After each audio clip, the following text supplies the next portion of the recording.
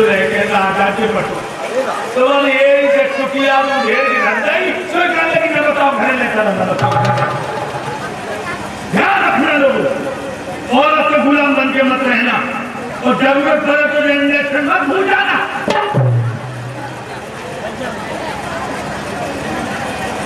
अरे इतनी कह देता क्यों मानी है तुझे तेरे लिए सोच का मेरे लिए दोनों बच्चे बराबर हैं तो मेरे प्यारे दोस्तों दोनों के दिल पे जो चोट लगी थी राहत मिल जाती लेकिन बाहरी औरत के गुलाम बच्चा बड़ी बड़ी आंखों से रोता रहा फटी फटी आंखों से रोता रहा और मेरे प्यारे दोस्तों नहीं बोला बच्चा चल गया। याद रखना लोगों जो मैं मर जाऊंगा और ध्रुव को छाती से लगा करके मुंह पर मुंह धर के बिलक बिलक के रोने लगे। अब तो ध्रुव जी ने अपनी बाहें मैया के गले में बांध डालके कहा मैया हम रोकम भैया दरवाजे पे खेल रहे थे पिताजी ने गोद में उठा लिया मोटी में उठा के जमीन पर पटक दिया कई सब तेरी बुराई में कही और उसने कहा तुमने पूरे जन्म में भजन नहीं किया इससे राम कहाँ रहते हैं। मैया बोली बेटा हर जगह मौजूद है पर नजर आता नहीं और योग साधन के बिना उसको कोई पाता नहीं। परमात्मा हर जगह मौजूद है बेटा जब तुम बड़े हो जाओ तो जंगल में भजन करने जाना तुम्हें वहीं भगवान मिलेंगे। ध्रुव जी कहने लगे बड़ा हो जाओ मैया में तो बड़ा हो गया यार मैं ध्रुव हूं तो ध्रुव ही बन के रहूंगा। माँ तुम मुझे जंगल में जाने की इजाजत दे दो मैं 6 महीने के अंदर अंदर अपने राम को ढूंढ के लाऊंगा। मैया कहने लगी बेटा तेरी बारी उम्र है तेरी बारी उम्र है जंगल में बड़े बड़े हिंसक जीव हैं शेर भेड़िया बंदर भालू अगर तेरा कोई भक्षण कर जाएगा। ध्रुव जी कहने लगी मैया हाथी के दांत के खिलौने बने भांति भांति और बकरी की खाल थोड़ा पानी भर लाई है बाघ की खाल को बांधते हैं सिपाही लोग और हिरण की खाल योगी अति के मन भाई है शावर की खाल से म्यान सजवाई जाए गेड़ा की खाल मम्मी ढाल में लगाई है। रो रो के बोले ध्रुव राम बिन मेरो कोई जमान सकी खाल का काम नाई। अगर मेरा शरीर तो जानवर के पेट में चला जाएगा तो मैं धन्य हो गया और ये बिल्कुल सत्य भक्तों हर घर सापन जीवन पर स्वार्थ समाय दादू मरनो बाँ भलो जहाँ पशुपक्षी खा जीवन तो सफल जाएंगे देखिए मत हाँ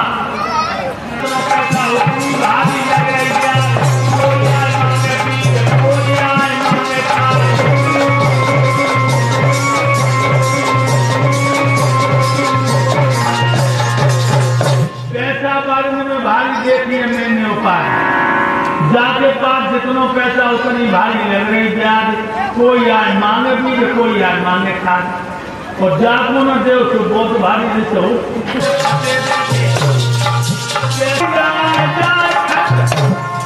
कोई खटिया खेत में बैठा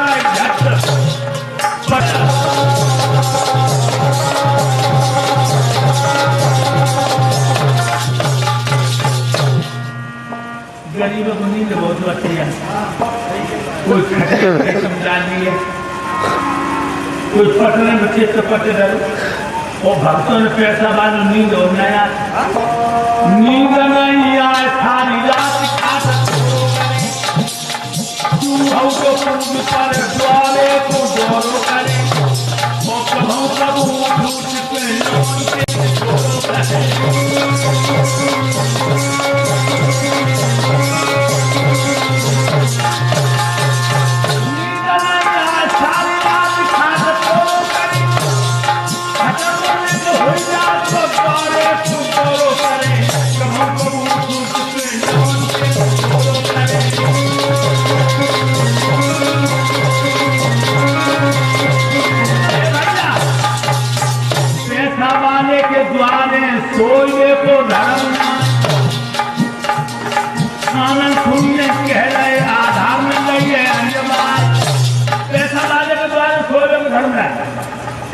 उस समय छबराम नेता जो डाकू थे मौजूद थे, कुसमाराम में हमारी कोठी, हमें सियाराम सुनार बहुत बड़ा पैसे बना,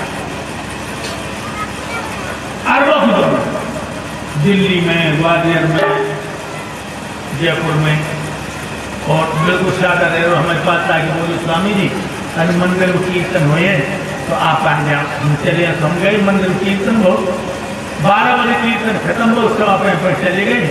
सेठ जी बोले स्वामी जी अब कितना रात में गए हो 1 किलोमीटर, चलो ही बिस्तर लगा दो, द्वार बिस्तर लगा दो।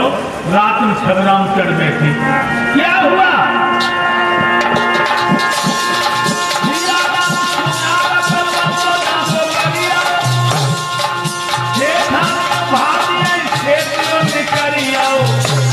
पे पड़वा लाल को पकड़िया,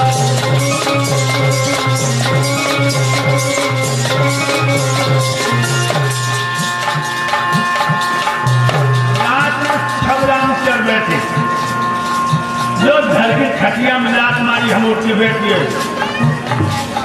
छबराम को देख के पेशाब को निकाली, मन में ले जाने आधार कार्ड करिया,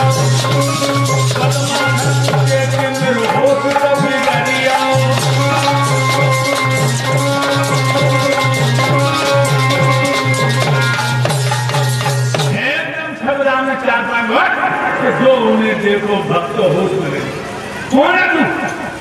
हमने कहा हमारा आधार बाबा, तू याद आ कैसे चलती है तेरी? हमने कहा तू तो आहिर है। हमने कहा यहाँ क्यों आया? हमने जब मंदिर में कीर्तन हो तो सब लोग चले गए, तो सेठ जी नहीं जाते कर रहे, जो कई भाग लोगों को ठेके बाहर गली में 3 पटकने लगे।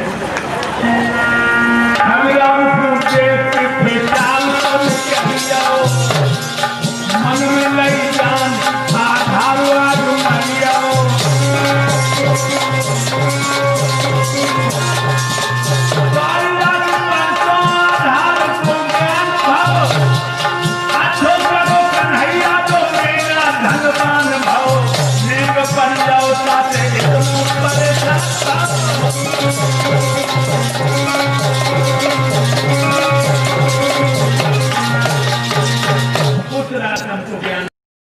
आधार।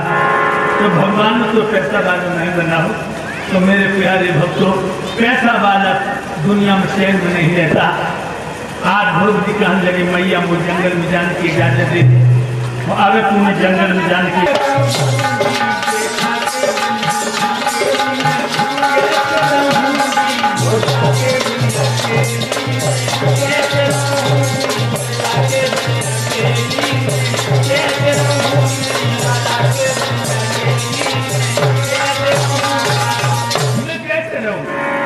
लोग कहने लगे 6 महीना के लिए छाती में पत्थर लगा दे, मैं 6 महीने के अंदर अंदर अपने राम को ढूंढ के लाऊंगा।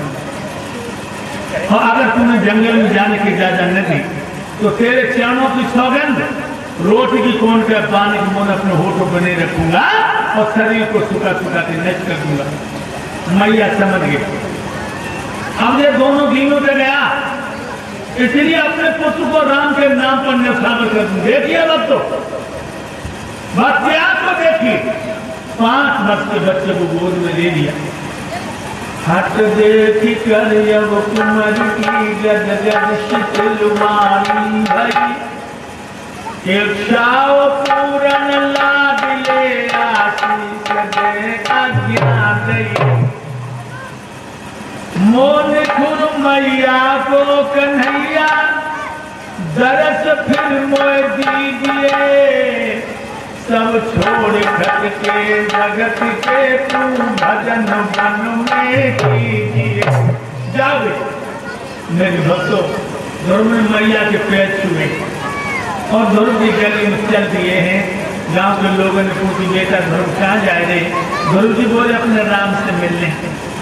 गांव के लोगों ने राजा से कहा महाराज तुम 5 वर्ष को लला जंगल में जाए रहो भजन करके।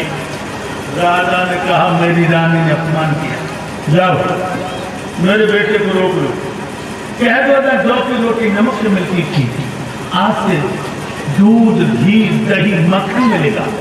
जंगल में न जा। श्री सुखदेव जी बोले, हे राजा परीक्षित, जाए तो घेर जाओ द्रौपदी को गांव के लोगों ने, बेटा चलो अब तुम्हें जौ की रोटी नहीं, चना, बाजरा, मक्का, गेहूं सारे अन्न मिलेंगे खाने, दूध और घी मक्खन मिलेगा। ध्रुव ऊपर देखने लगे, बारे भगवान तेरे नाम को लेकर गली में आ पाए दूध घी और मक्खन मिलने लगो। आहा, तेरे नाम में क्या ताकत है। नहीं, छोड़ दो गाँव वाले, अब तो प्रभु को पाके लौटूंगा। राजा से कहा, महाराज लौट नहीं रहा, तो राजा ने क्या, जो मुद्दे के अंदर ना रहा और भटुआ नहीं।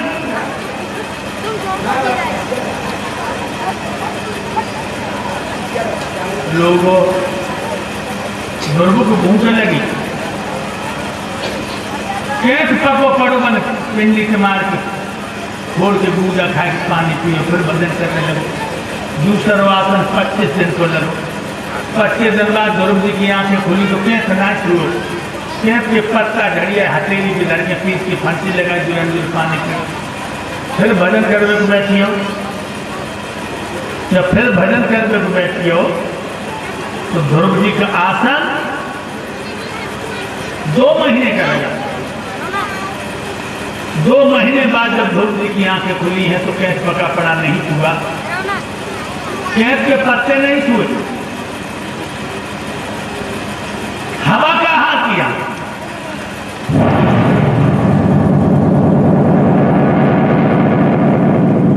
बाइक को रोक दिया, एक पैर में खड़े हो गए, ऊपर को घुरा कर ली, ध्रुव खिंचते खिंचते का अंगूठा पे खड़ा हो गया। अब तो देवराज इंद्र का अंडासन हिलने लगा। नारद को पूछा, मेरा अंडासन क्यों हिल रहा? देव ऋषि कहने लगे, नहीं को धरे रहो अंडासन में, रोटी दाल को भाव में लो जाते। महाराज जवाब दिया, ध्रुव तपस्या कर रहा। अच्छा, एकदम रंभा, उर्वशी, मेनका, शीला, साधना सुंदर दी अप्सरा ने कि बड़े बड़े ऋषि मुनि भी अपने मन पे काबू नहीं कर सकते, इंद्रियों पर संयम नहीं कर सकते। और कहा कि जाओ तुम ध्रुव की तपस्या को खंडित कर दो, अब देख चाहिए ध्रुव की तपस्या खंडित करेंगे। भक्तों एक बात और बताएं, हम तुम जब भगवान की तरफ बढ़े हो तब जब औरत रूपी माया पीछे जरूर करे, चाहे जब मैया बन के आए, चाहे जब बिटिया बन के आए, चाहे जब पत्नी बन के आए, चाहे बहन, जब वो गोरा जरूर जाने, कभी इसमें बड़ो कुठारा घात करो ना।